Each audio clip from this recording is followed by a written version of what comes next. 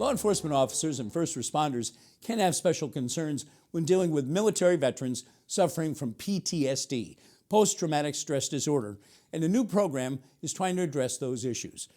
Our correspondent Carolee McGrath sat down with Elizabeth Price and John Rocca from the Veterans Administration to learn more. Support for the Veterans Coming Home Project on Connecting Points is provided by Pride Stores, proud to support the Veterans Coming Home Project and Stories of Service on WGBY.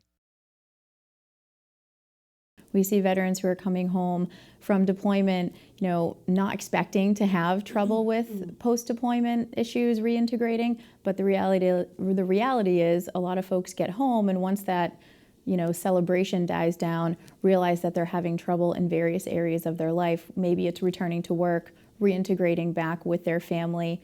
Maybe it's something like sleep, and if they're not getting good sleep, it's affecting other parts of their functioning. Could be untreated post-deployment challenges like something post-traumatic stress, anxiety, depression, substance abuse, or some physical injuries that are causing chronic pain, maybe a head injury that's giving the person trouble functioning at school, remembering things. And the VA is a huge system, so they might be going in multiple different directions trying to get the care they need. So part of what we're trying to do is recognize that some of those veterans are not necessarily connecting with services very early or recognizing what might be going on with them.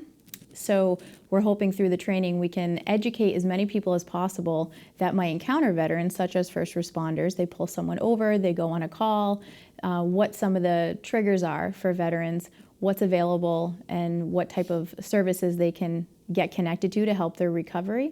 Unfortunately, we do see veterans that will say, I'm fine, I'll just get over this. They don't recognize it as something that they may need support around or feel unwilling to ask for help due to stigma or feeling that's a weakness and kind of suffering alone.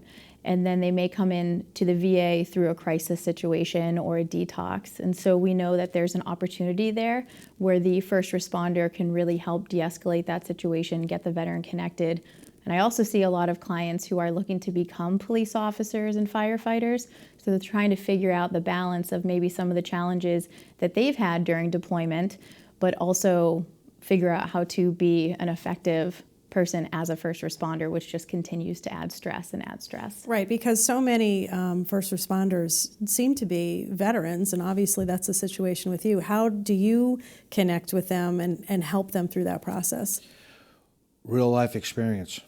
And you're absolutely right. Many of our first responders are veterans. And what we found is that they leave one brotherhood, one uniform, and they go to another department it's got that same tie that the military had. It's disciplined. It's structured.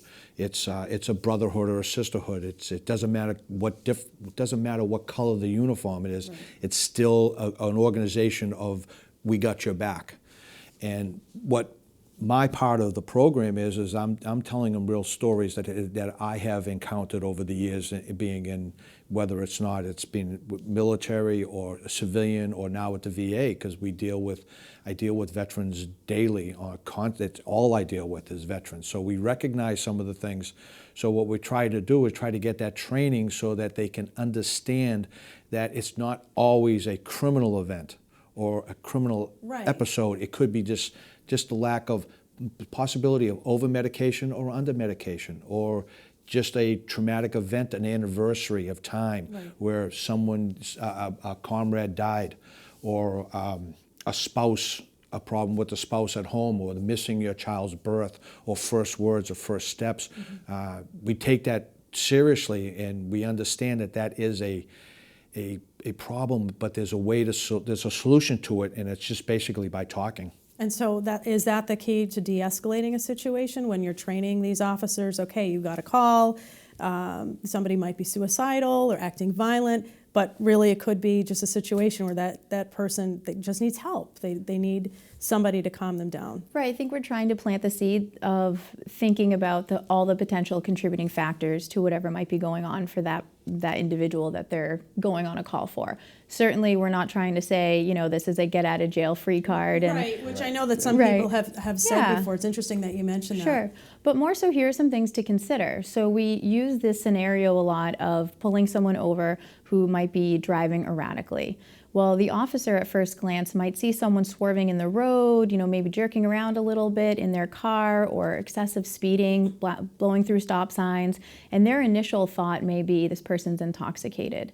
But, you know, for a lot of our veterans, driving is one of those battle mind skills, we call it, where during deployment, driving in a war zone is very different than driving here on the Mass Pike. And we know when someone is trained to drive in a certain way to keep them safe in the war zone, they come home, they land on U.S. soil, that doesn't necessarily switch off like a light switch. Right. So though they may not be intending to drive that same way, their body's conditioned to do so, and their intent is to keep them safe, though the rules are different here. The road rules are different. The threat level may be different. So it's a tool to just keep in mind. There could be a larger context to why that person may be driving a certain way. It doesn't mean that they still might not get a ticket, right, but they might be able to at least understand what might be going on for that driver. And you can speak to this from both sides, being a veteran and a police officer now.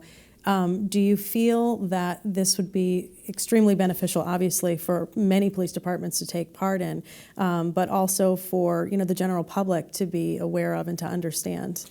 Absolutely. It's just they're coming from a battle zone. And like Elizabeth said, it's not always the ticker tape parade when they get home. You know, they may come home and there's nobody here. Some of our soldiers come home to jobs they were supposed to have that are not there anymore. Mm-hmm. So I think the biggest thing we're trying to do with the program is to break the stigma of mental health, because as soon as people hear that so-and-so was treated at a mental health facility, they are automatically assuming the worst, and that's not necessarily true. Just a lack of sleep, like Elizabeth mentioned, just the fact of not being able to sleep is actually technically, clinically a mental health issue. But that doesn't mean the person is faulty or broken. It just that means that individual just needs some help and some guidance. And mental health is the biggest stigma for our returning soldiers and our current veterans and all people to get treatment, because they don't want to be labeled that way. Okay, thank you so much, Lieutenant, for joining us, and Elizabeth as well. This is a great topic, and we appreciate you coming in. Thank you.